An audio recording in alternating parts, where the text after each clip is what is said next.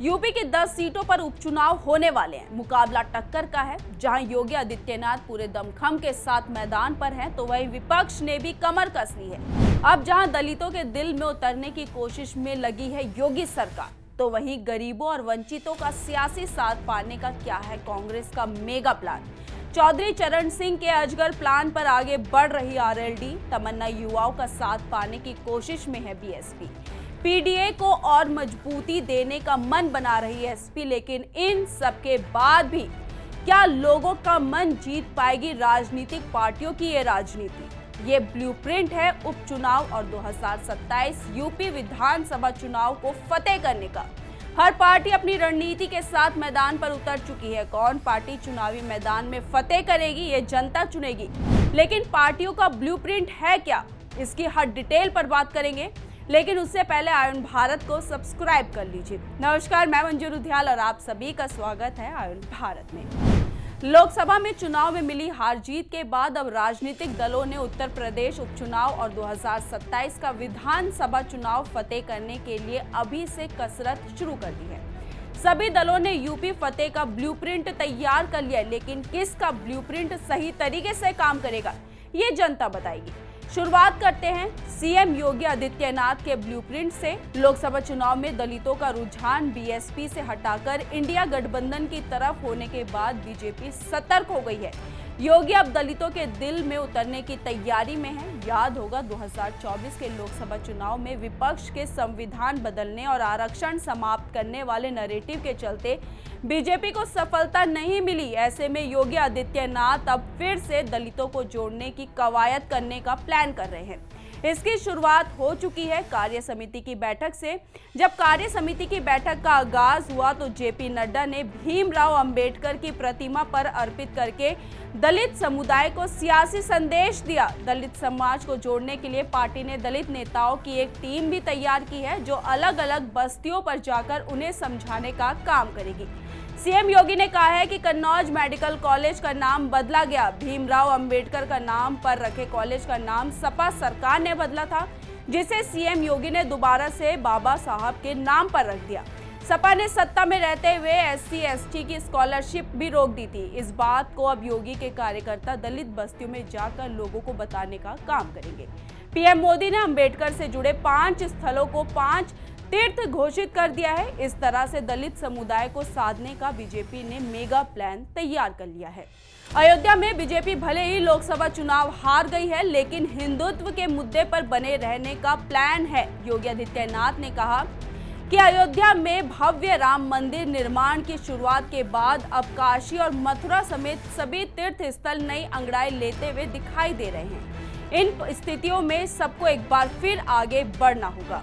इस तरह से ये साफ हो गया है कि बीजेपी अपने कोर एजेंडे पर जमे रहेगी और उसे लेकर ही आगे बढ़ेगी। अब बात करें कांग्रेस की, तो लोकसभा चुनाव में अच्छे प्रदर्शन से गदगद कांग्रेस अगले 6 महीनों में लोगों को जोड़ने का काम करेगी। यह प्लान चरणबद्ध तरीके से 2027 तक चलेगा। नीट, अग्निवीर, हाथरस, सत्संग कांड, बाढ़ प्रभावित के साथ जाना और पौधारोपण कार्यक्रम से कांग्रेस जनता से जुड़ने की कोशिशें कर रही है। कांग्रेस थिंक टैंक का मानना है कि वंचित समाज और अति पिछड़ा वर्ग में पैठ बढ़ाकर उनके साथ कदम ताल किया जाए।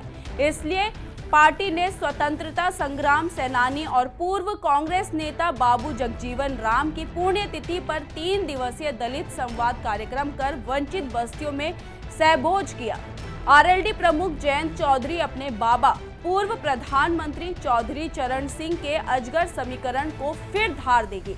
यहाँ पर अजगर का मतलब आ से अहिर यानी यादव, जा से जाट, गा से गुजर और रा से राजपूत है। जबकि लगातार कमजोर होती बीएसपी ने संगठन से 50% युवाओं को पद देने की व्यवस्था की है। बीएसपी ने अपने युवा चेहरे आकाश आनंद को फिर पार्टी की एक तरह से कमान सौंप दी है। अब यहां सपा की बात करें तो लोकसभा चुनाव में मिली जीत से उत्साहित समाजवादी पार्टी अब विधानसभा उपचुनाव में पीडीए फॉर्मूला लागू कर उम्मीदवार उतारेगी। पार्टी ने इसकी तैयारी शुरू कर दी है। सपा इस खास रणनीति से यूपी में भविष्य की राजनीति में खुद को मजबूत करने की फिराक में है।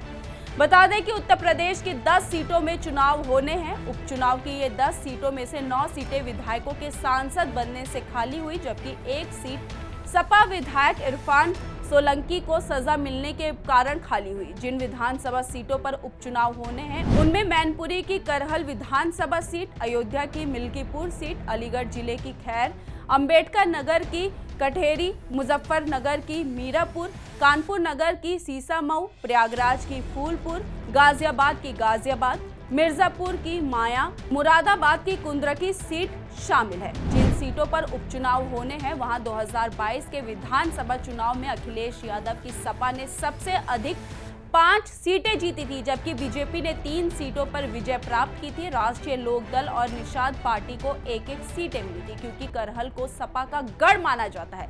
यादव बहुल्य इस सीट पर 1993 से लगातार समाजवादी पार्टी जीतती आई है। इसके बाद मुरादाबाद की कुंद्रकी विधानसभा सीट पर जीत दर्ज करने के लिए बीजेपी को तगड़ी लड़ाई लड़नी होगी। इस सीट से बीजेपी को केवल एक बार 1993 में जीत मिली थी। इस विधानसभा क्षेत्र में मुस्लिम मतदाताओं की संख्या करीब 65% है और हिंदू वोटरों की संख्या 35% है। उपचुनाव के साथ साथ अब पार्टियों ने विधानसभा चुनाव की भी तैयारी कर ली है, लेकिन कौन कितनी सीट जीतेगा ये चुनावी नतीजे बताएंगे। ये ब्लूप्रिंट हमने आपको दिखाया। किसका ब्लूप्रिंट आपको सही लगा और सटीक लगा और किसके ब्लूप्रिंट से आप इन्फ्लुएंस हुए, अपनी राय हमारे कमेंट बॉक्स में जरूर लिखें और इस वीडियो को ज्यादा से ज्यादा शेयर करना ना भूलिएगा।